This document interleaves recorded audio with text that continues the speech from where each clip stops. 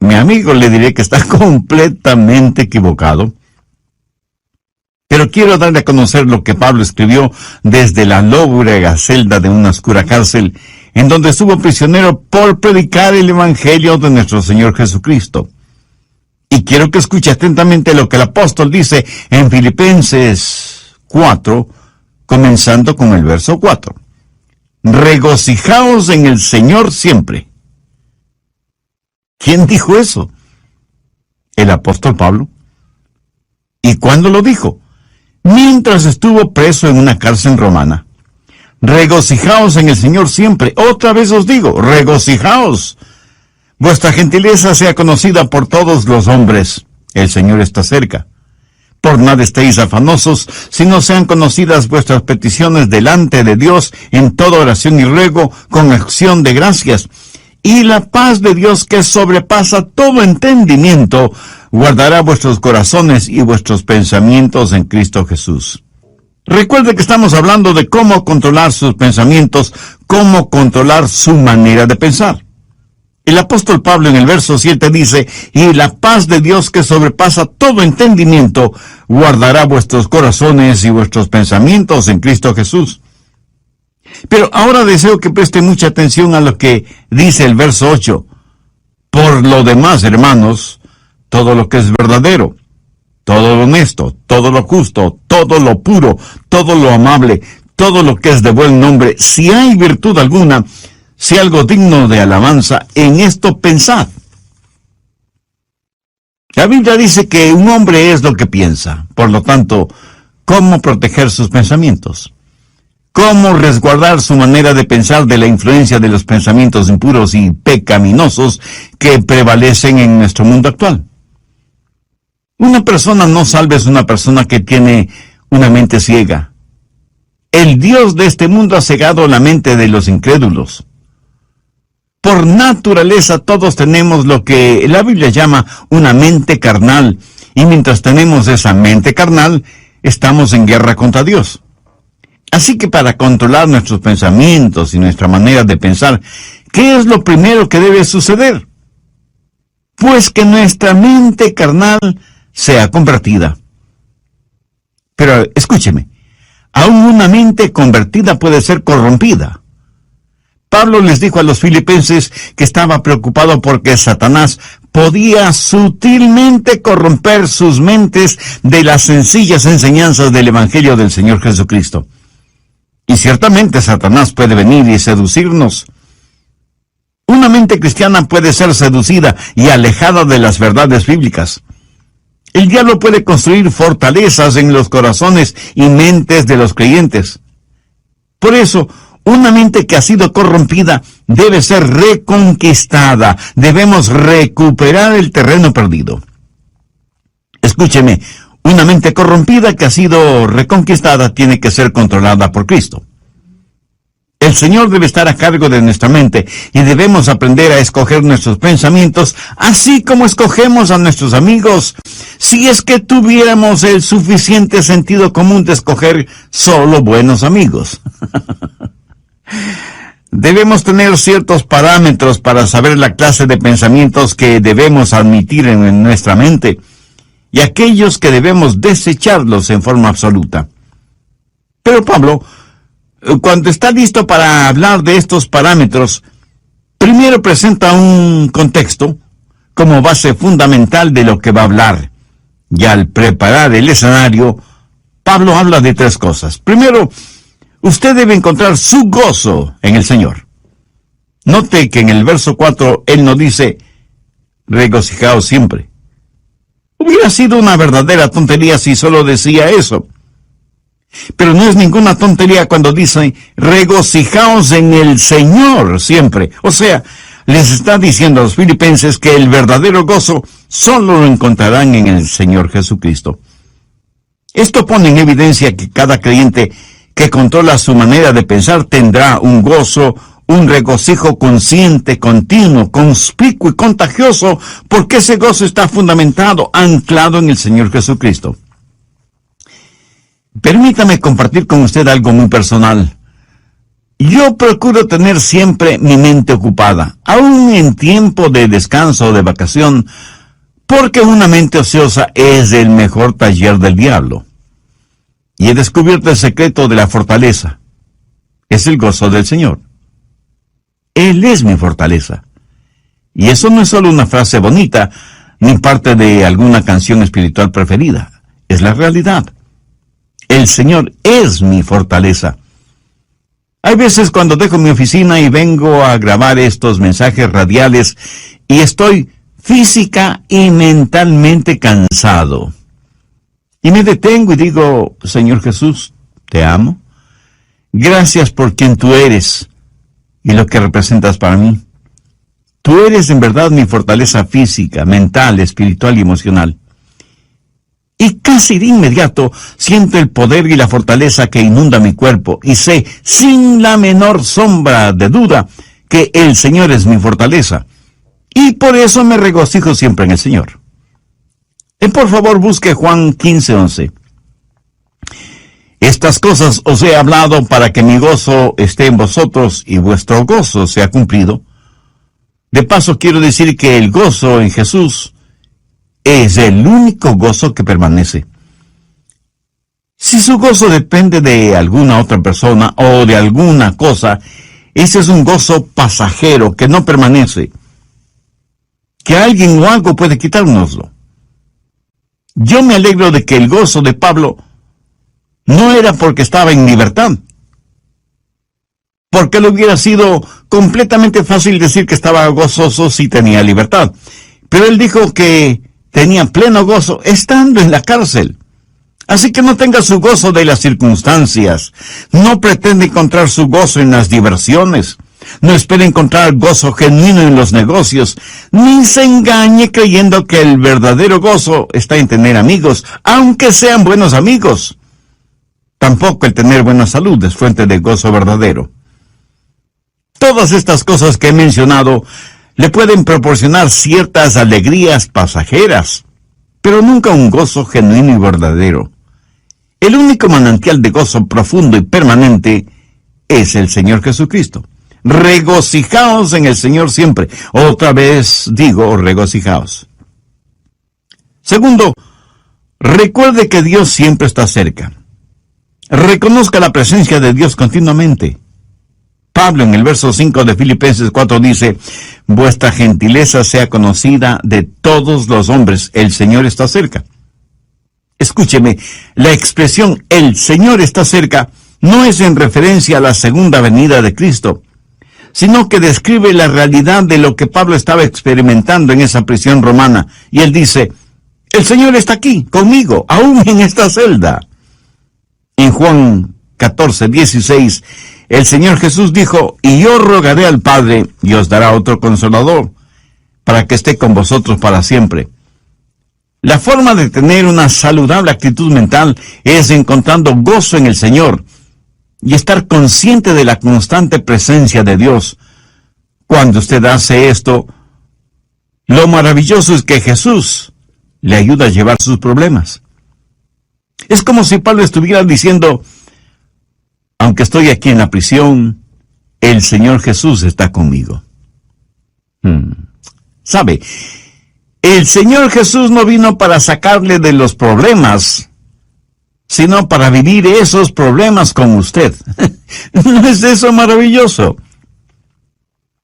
El otro día estuve leyendo acerca de unos prisioneros en la época de José Stalin en Rusia, cuando perseguían ferozmente a los cristianos y los mataban.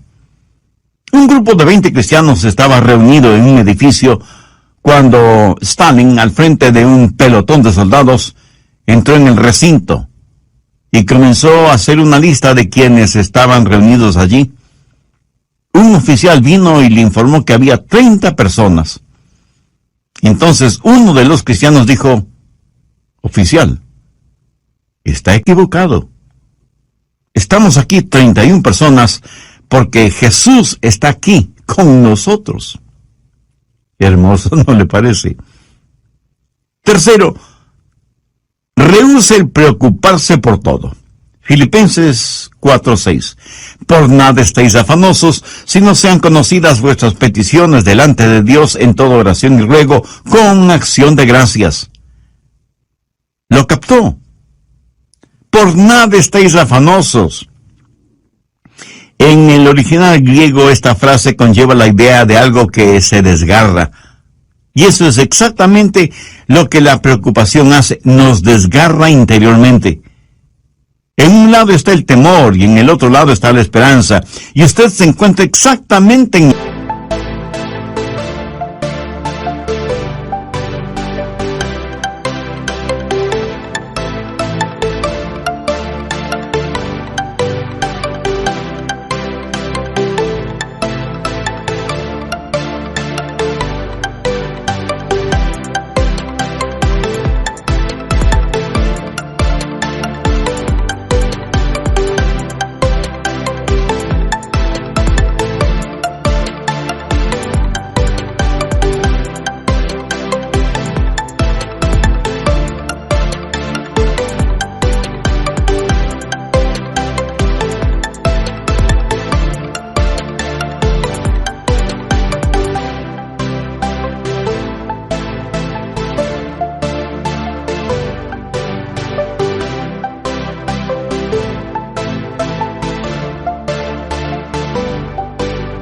la mitad. ¿Qué es lo que Pablo dice? Por nada estéis afanosos. En varias de sus enseñanzas, el Señor Jesucristo dejó muy claro que no valía la pena el vivir lleno de preocupaciones. Con las preocupaciones, nadie ha podido añadir ni un solo centímetro a su estatura, ni ha podido solucionar algún problema, o disminuir una carga, o secar una lágrima. La preocupación, mi amigo, no tiene ningún valor y además es una gran pérdida de tiempo. Consume nuestras energías. La preocupación no sirve absolutamente para nada. La preocupación no quita la incertidumbre del mañana, pero sí succiona la energía de hoy. Y cubre con sus oscuras nubes el brillo del sol de hoy. Jesús dijo que son los paganos los que se preocupan desmedidamente por todo, y que nosotros como hijos e hijas de Dios no debemos ser como ellos porque Dios cuida de nosotros. Pablo se prepara para decirnos cómo proteger nuestros pensamientos, y por eso pone como trasfondo el gozo del Señor, para que reconozcamos que Cristo siempre está con nosotros, para que dejemos de preocuparnos desmedidamente por todo. ¿Pero cómo hacerlo? Por nada estéis afanosos, si no sean conocidas vuestras peticiones delante de Dios en toda oración y ruego con acción de gracias. ¿Tiene usted algún problema que lo considera como un gran problema? Deseo que este mismo momento piense en el problema más grande que usted está enfrentando en la actualidad. ¿Ya lo tiene en su mente? Bien. Ahora, duplíquelo en tamaño. Sí que es enorme, ¿verdad? Ahora permítame preguntarle, ¿es ese su problema más grande que Dios? ¿O demasiado grande para Dios? Por supuesto que no. Véalo a la luz de Dios, recordando que para Dios no hay nada imposible. Y si usted puede orar por las cosas grandes, eso quiere decir que también puede orar por las cosas pequeñas. El peligro no es que fallemos en orar por las cosas grandes, sino que dejemos de orar por las cosas pequeñas. Por eso el consejo de Pablo es, sean conocidas vuestras peticiones delante de Dios en toda oración y ruego con acción de gracias.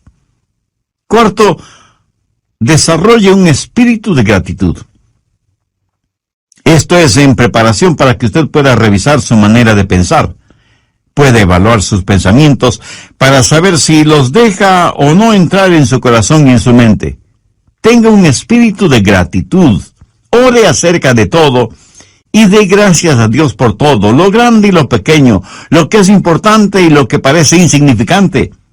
Deje que sus peticiones sean conocidas delante de Dios. No sé si se habrá dado cuenta, Pero muchas veces nos quejamos cuando no deberíamos hacerlo. Déjenme contarles lo siguiente. Hace algún tiempo ya viajaba en el automóvil de un amigo. Él iba manejando y yo le iba contando que nuestros hijos, unos estaban en una escuela privada, otros en el colegio y otros en colegios cristianos. Y me quejaba por el altísimo costo de la educación de nuestros hijos. Mi amigo me escuchaba y me observaba. De pronto dijo: daría cualquier cosa en el mundo si es que mi hijo pudiera ir al colegio. Y pensé, qué espíritu de ingratitud el mío.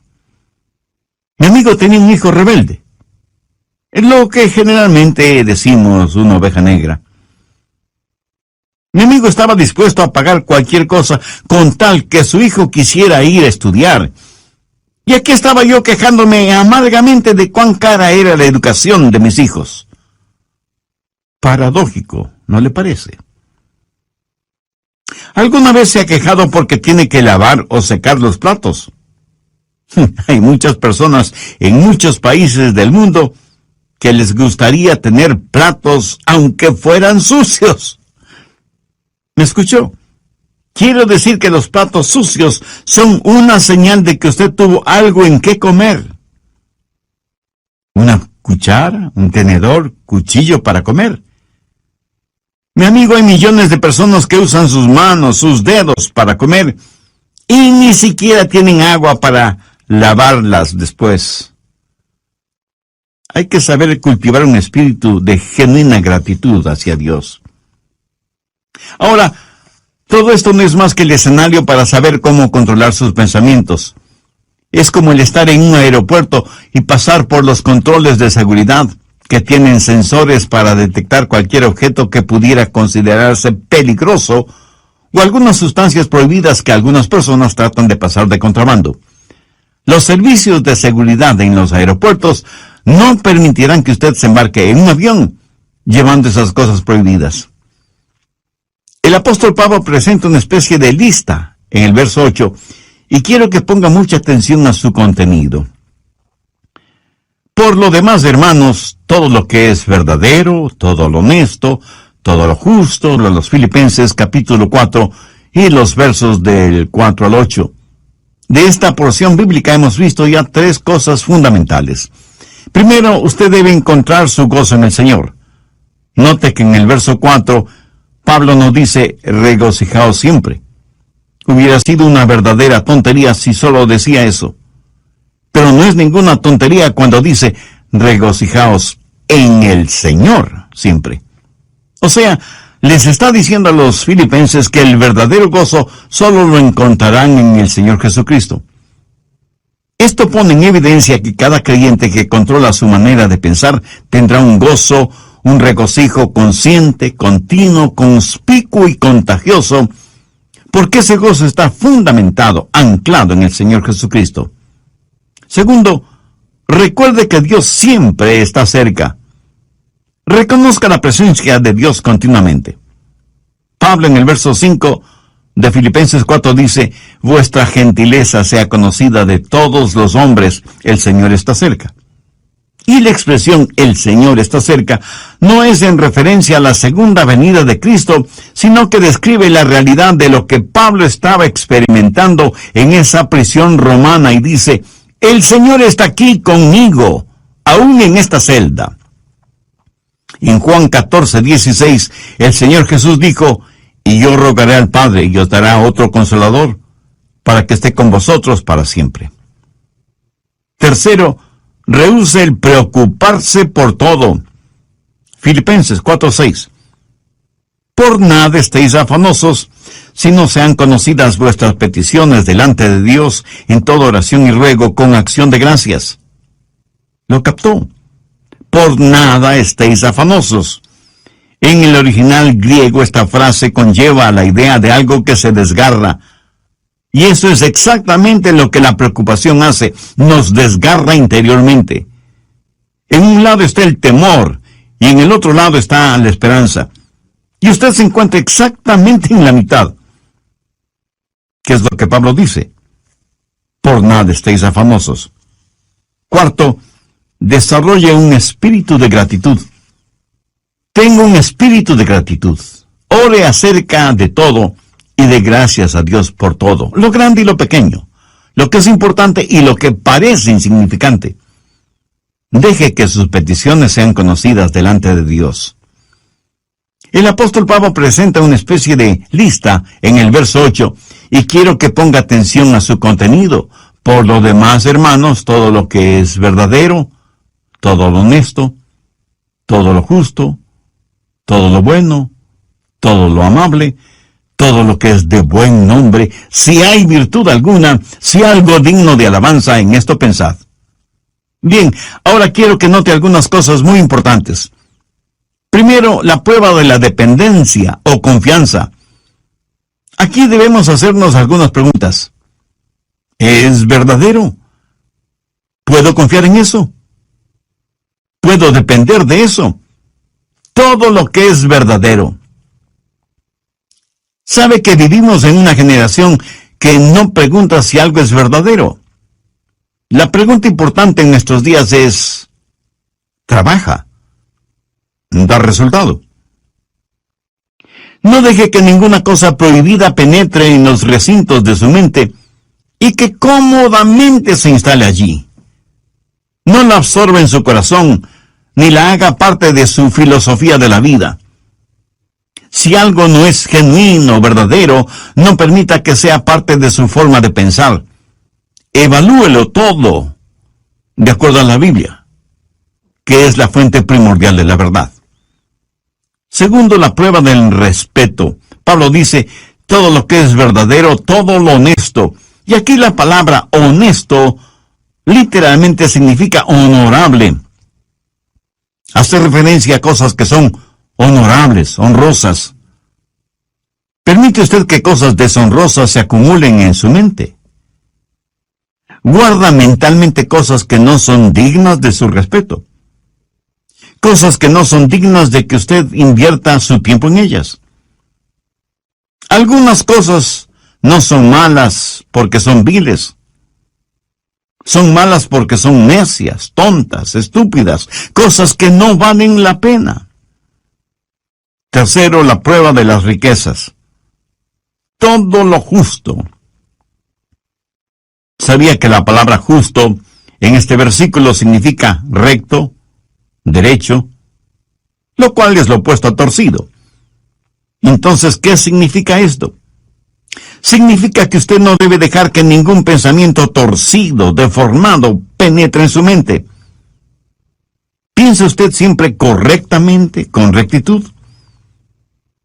En mis estudios bíblicos, predicación y tiempo devocional, siempre trato de pensar con rectitud, honestamente. Reconozco que muchas veces dejamos que pensamientos torcidos invadan nuestra mente porque hemos desconectado los puestos de seguridad. Y sencillamente vamos de aquí para allá sin que nada aparentemente nos moleste.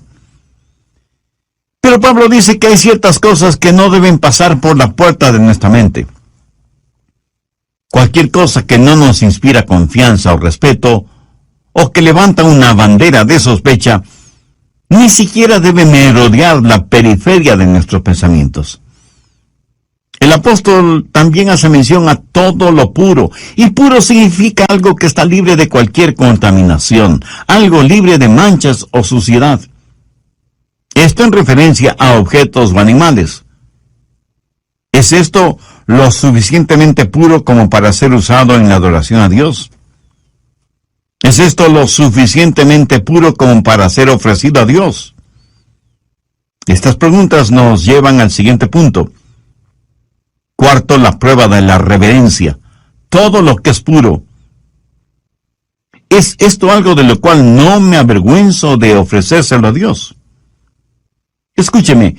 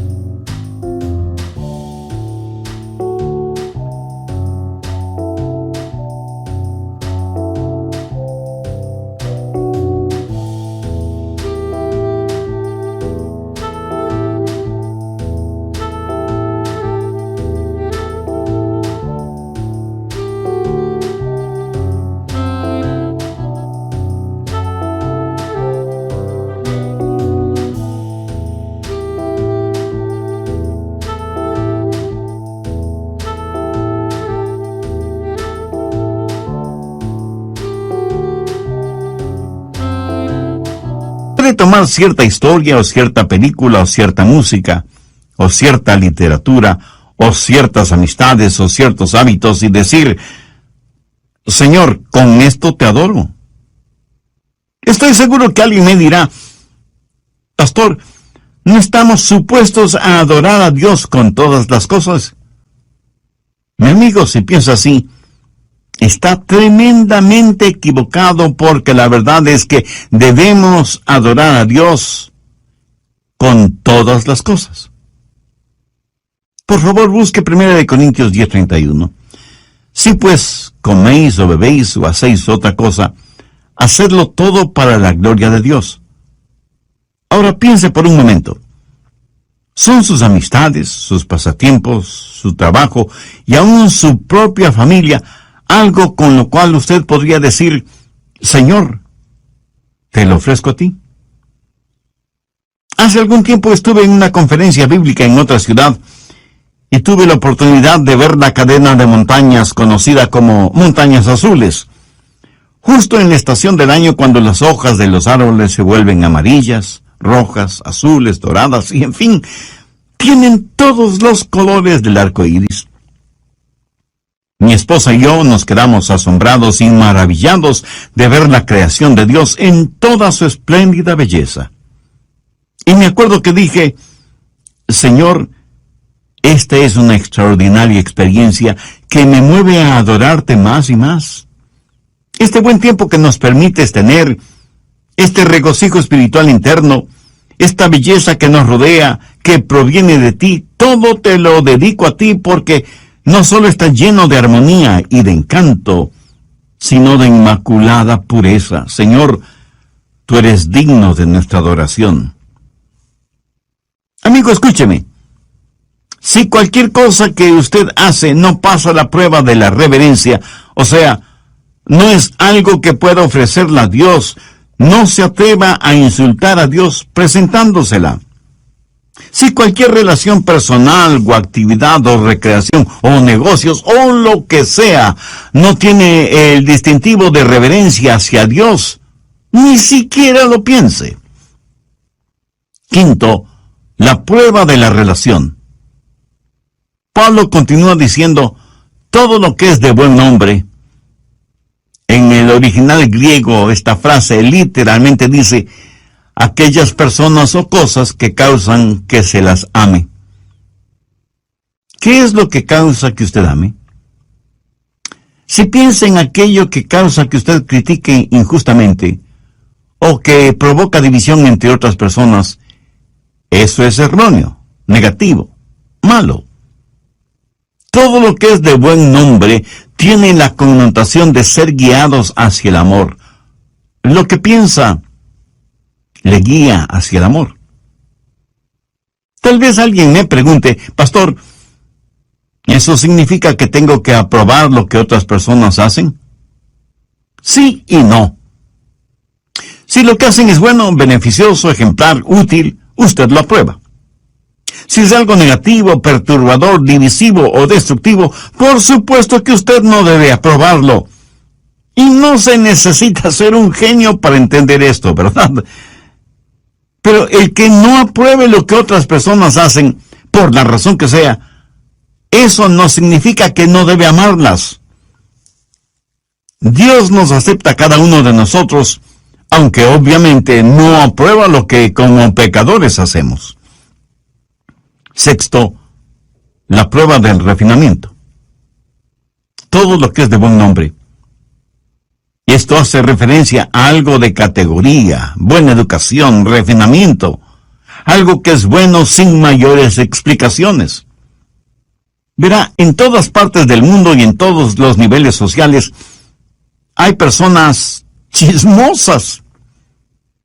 Permítame decirle con genuina tristeza que la iglesia no es una excepción. Yo creo que el chisme es una especie de enfermedad que causa la pérdida de la memoria. Hasta ahora no he conocido a ninguna persona chismosa que admitiera ser chismosa. Por lo general, una persona chismosa comienza de la siguiente manera. Bueno, usted me conoce. Y sabe que no me gusta eso de los chismes, pero sabía que... Y comienza su chismografía con un aire de santidad y confidencialidad, como si estuviera contando una verdad absoluta. ¿Conoce usted a personas así? Ahora, si una persona hace algo y no sabe que lo ha hecho, debo pensar que esa persona tiene un tornillo suelto en su cerebro. Lo triste es que hay personas a quienes les gusta, les deleita el escuchar cosas que no son de buen nombre, relacionadas con otras personas. La gente usa sus oídos como tarros de basura, y luego se sorprenden de que los demás siempre estén botando basura verbal en sus oídos. Y la gente bota basura en sus oídos porque sabe que a usted le gusta escuchar esa basura. Y por eso usted sabe de todo el lodo moral, emocional y espiritual que hay en su barrio. En lo negativo, usted sabe todo de todos. La clase de personas que son los nuevos vecinos, que a determinada jovencita ya no se la ve porque está embarazada sin haberse casado, y sus padres, para evitarse la vergüenza, la mandaron a vivir con sus abuelos, que viven muy lejos. Que el hijo de los Pérez está preso por manejar en estado alcohólico, etcétera, etcétera. Y la gente permite que todos estos malos pensamientos tomen residencia en su corazón y su mente. Pablo, al finalizar este tema, dice: si hay virtud alguna, si algo digno de alabanza, en esto pensad. Esto es tan sencillo y sin embargo tan maravilloso. Usted en forma absoluta puede reconquistar, recuperar el terreno perdido, si reconoce que hay virtud y que es algo digno de alabanza el pensar en todo lo que es verdadero, en todo lo que es honesto, en todo lo que es justo, en todo lo que es puro, en todo lo que es amable y en todo lo que es de buen nombre. Tal vez lo que voy a decir será como llover sobre mojado, pero tengo que decirlo. Usted no tiene que pensar en ninguna cosa que no quiera pensar. Pero escúcheme, usted debe pensar en algo. Usted no puede controlar su vida mental poniendo a su mente en neutro. Debo pensar en algo. Y si no piensa en algo correcto, le aseguro que pensará en algo incorrecto. Si usted no está pensando en algo bueno, tenga la certeza de que terminará pensando en algo malo. La fórmula para no tener malos pensamientos no es tratando de no tener malos pensamientos. Por ejemplo, trate de no pensar en un submarino ahora mismo. ¿Está seguro que no está pensando en un submarino en este mismo instante? Bien, la única forma para no pensar en un submarino en este momento no es tratando de no pensar en un submarino, sino tratando de pensar en algo diferente. Y las personas que están tratando de no pensar en un submarino, están pensando en el submarino acerca del cual tratan de no pensar. Qué interesante, ¿verdad? El apóstol Pablo, escribiendo a los hermanos, a la iglesia en Roma, les dijo: no seáis vencidos de lo malo, sino vence con el bien el mal. Deje que los buenos pensamientos inunden su mente y mantenga su corazón y su mente enfocados en el Señor Jesucristo. En Filipenses 4:7 leemos: y la paz de Dios, que sobrepasa todo entendimiento, guardará vuestros corazones y vuestros pensamientos en Cristo Jesús. Es casi imposible de explicar, pero estamos llamados a tener la mente de Cristo.